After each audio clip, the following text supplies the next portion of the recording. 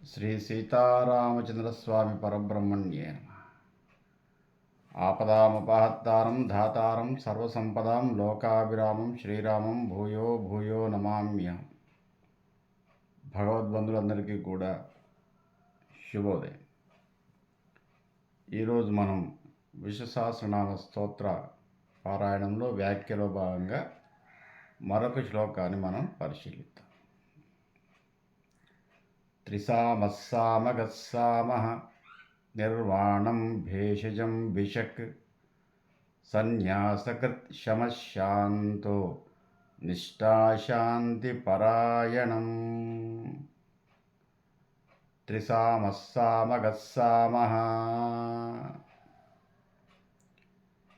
దీంట్లో ఉన్న మూడు పదాలు కూడా సమానార్థకాలు.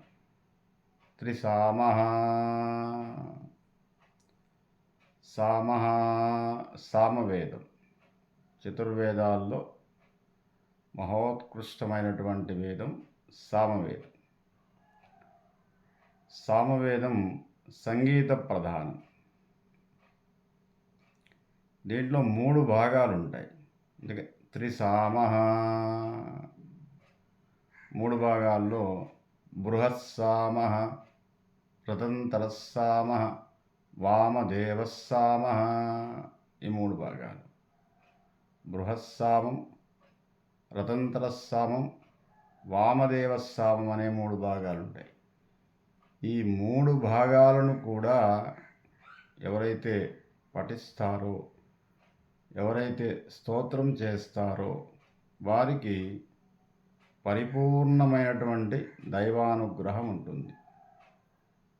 ఎందుకంటే సాక్షాత్తు వేద స్వరూపుడు శ్రీమన్నారాయణుడు. అందుకే భగవద్గీతలో శ్రీకృష్ణ పరమాత్మ చెప్పాడు, వేదముల్లో సామవేదమును నేనే. అట్టి సామవేద పారాయణము వల్ల భగవత్ సాక్షాత్కారాన్ని పొందారు. అందుకే త్రిసామః,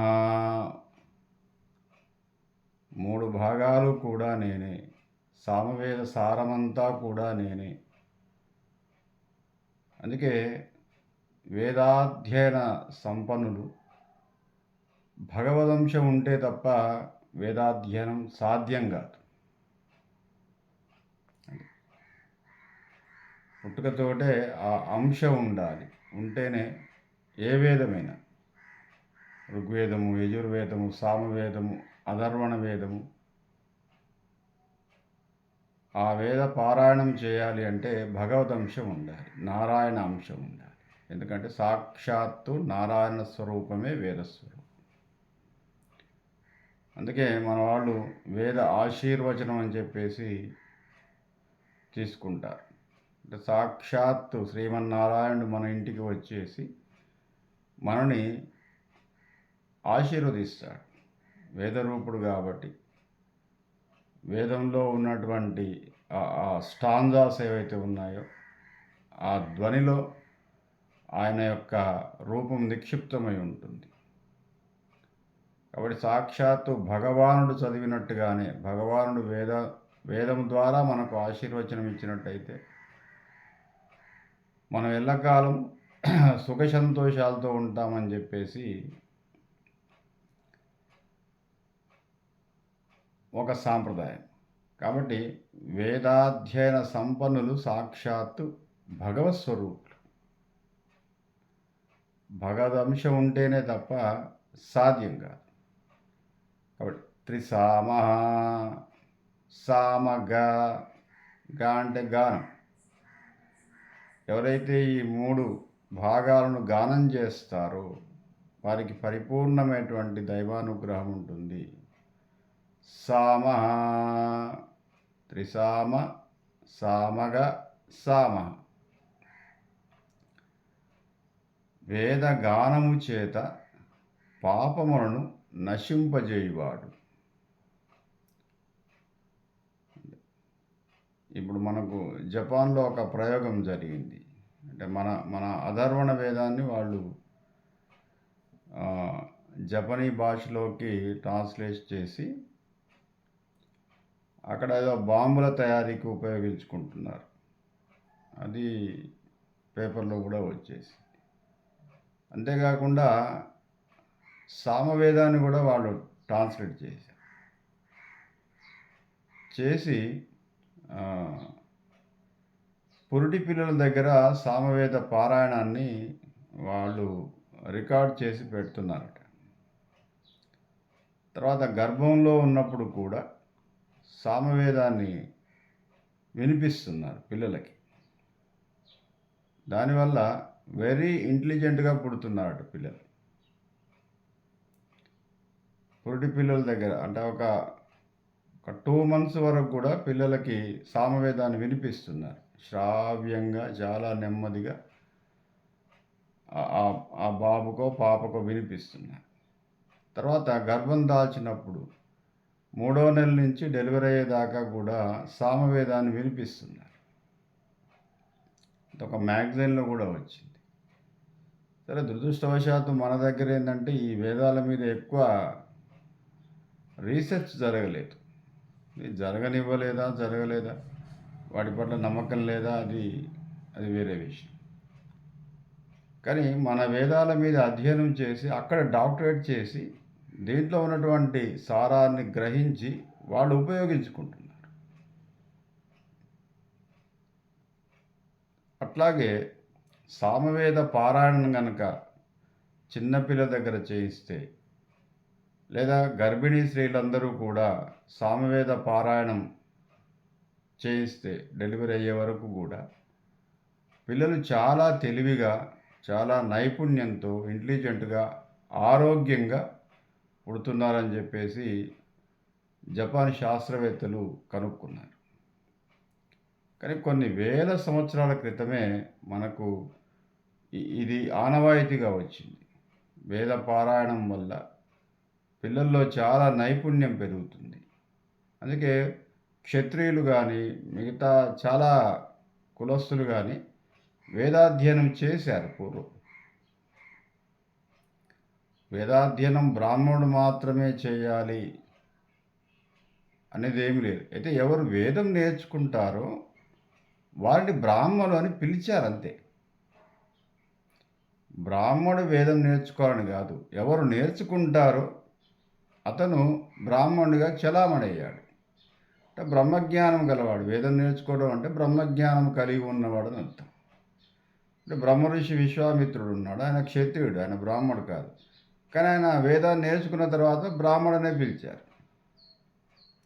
ఇట్లా అనేక మంది, వాల్మీకి వేదం నేర్చుకున్న తర్వాత బ్రాహ్మణుడయ్యాడు. బ్రహ్మం గారు వేదాధ్యయనాన్ని అనుసంధానం చేసిన తర్వాత, కాలజ్ఞానం తర్వాత ఆయన బ్రాహ్మణుడయ్యాడు. అట్లా ఎవరు వేదం నేర్చుకుంటారో వారిని బ్రహ్మజ్ఞానం కలవారుగా, బ్రాహ్మణులుగా పిలువబడ్డారు.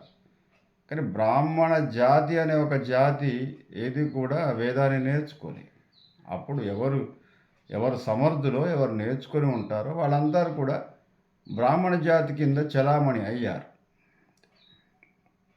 కాబట్టి వేదము సాక్షాత్ భగవత్ స్వరూపం.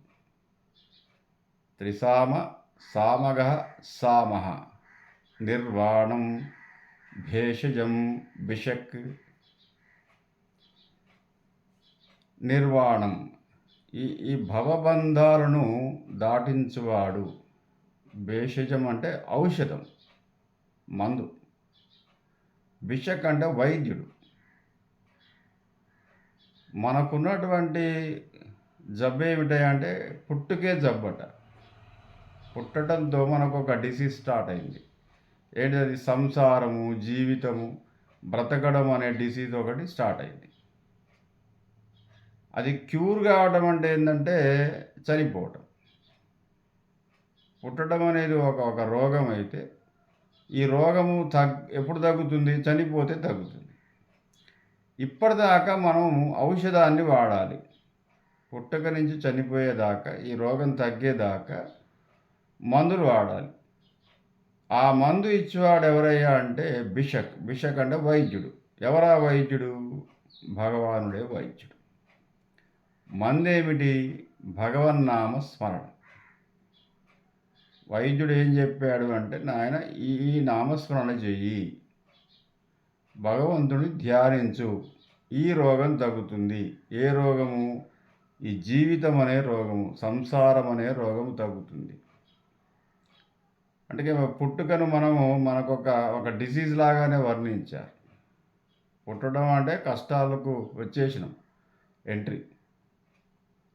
అంటే పూర్వము బ్రహ్మజ్ఞానం కలవారందరూ కూడా పుట్టగానే సంతోషించేవాళ్ళు ఏం కాదట. అరే వీడు నాకు పుట్టాడు, వీడు ఎన్ని కష్టాలు అనుభవించాలో, వీడి జాతకం ఏమిటో, వీడి జీవితం ఏమిటో, నేనే ఇన్ని భరిస్తున్నాను, ఇంత కష్టం ఉంది, వీడు ఎన్ని భరిస్తాడు అని చెప్పేసి తండ్రి జ్ఞానం గలవాడు కొంచెం బాధపడేవాడట. ఏ కష్టాలు అనుభవించడానికి వీడు భూమి మీదకి వచ్చాడు, నా గర్భంలో జన్మించాడు, వీడి రాత ఏమిటో అని చెప్పేసి బాధపడేవారట. అందుకే పుట్టుక బాధ, చనిపోవటం విముక్తి కావటం, రోగ నివారణ. ఈ చనిపోయేదాకా, ఈ రోగము నివారించబడేదాకా ఒక ఔషధాన్ని వాడాలి. ఏమిటా ఔషధము? భగవన్నామ స్మరణ. ఎవరిస్తారు? భగవానుడే ఇస్తాడు, ఆయనే వైద్యుడు. భేషజం బిషక్. బిషక్ అంటే వైద్యుడు, భేషజం అంటే మందు. ఏమిటా మందు? నామస్మరణ.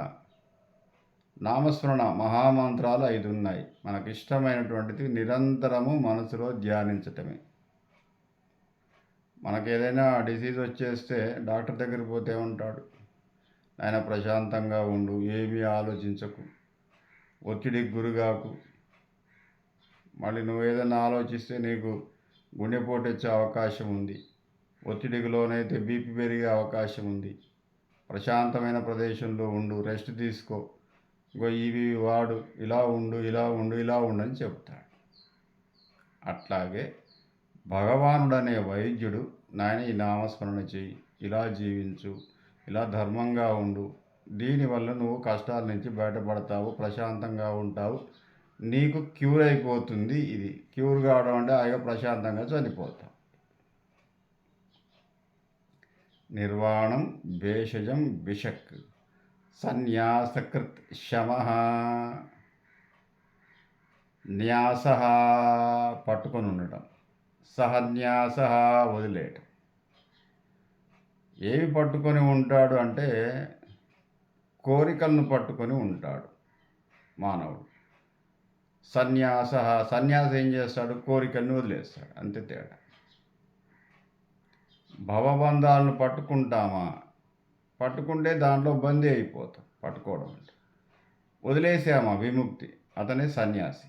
సహా న్యాస, అన్నీ వదిలేసినవాడు. అన్నీ అంటే కోరికల్ని వదిలేసినవాడు, భవబంధాలను వదిలేసినవాడు. నెమ్మదిగా వదిలేయటమే. అంటే ఈ ఆశ్రమ ధర్మాలు ఏవైతే ఉన్నాయో ఈ 4, ఈ గృహస్థాశ్రమ ధర్మం నుంచి కొంచెం కొంచెంగా వదిలివేయటమే సన్యాసం. వానప్రస్థంలో ఉన్నప్పుడు అనేక బాధ్యతలు ఉన్నాయి. బ్రహ్మచర్యంలో విద్యార్జన ఉంది. బ్రహ్మచర్యము, గృహస్థము, వానప్రస్థము, సన్యాసం.